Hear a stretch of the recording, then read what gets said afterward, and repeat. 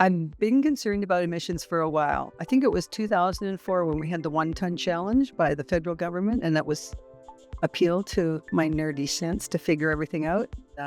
I found out that in my situation, I was responsible for about 15 tons of carbon a year. And I thought, and they were wanting us to try and bring it down by 1 ton, seeing if people could try that. And so since then, I've been doing all different kinds of things. And then my furnace, 3 years ago, there was a part on it that went out and couldn't be replaced. I'd already looked into heat pumps. I took a couple of little mini courses about them just because I knew that they were emission reducing technology. And so thought, there's no point in putting in a 15-year or 20-year furnace at this point when I know better. So I might as well try putting in a heat pump.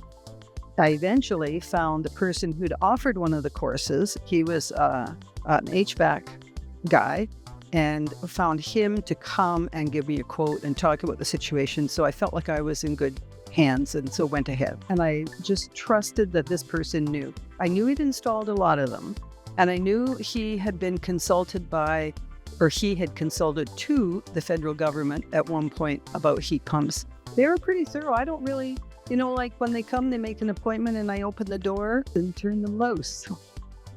I had an air purifier put on after those fires up north. Remember how smoky it was that year? So I got an air purifier put on it, and there's also a humidifier on it. Those aren't standard. You can add them on, but it gets so dry in the winter. So the other thing is I've got solar panels, and they're going to come off the microfit program in, I don't know, probably 7 years now. And it's like at some point, those will be able to pick up some of the slack in terms of, prices going up and down and up and down. The reason I finally had the stove taken out and the gas removed totally from the house, the stove was the only thing left, was because I didn't want to pay a delivery charge every month. So I don't know how that will work out for people. That might make a difference. Compared to just having a furnace, I now have heat and air conditioning, which is delightful. I didn't have air conditioning before. And I calculated it for the first 2 years, and it was lower than my annual costs, energy costs previously. I haven't done it for this year yet. And this year it was much colder outside, so it may come out to be closer to break even. I don't know how this year will be, but it's certainly not more expensive. Ask them how many they've installed. Find out, and because it's you want somebody who's experienced.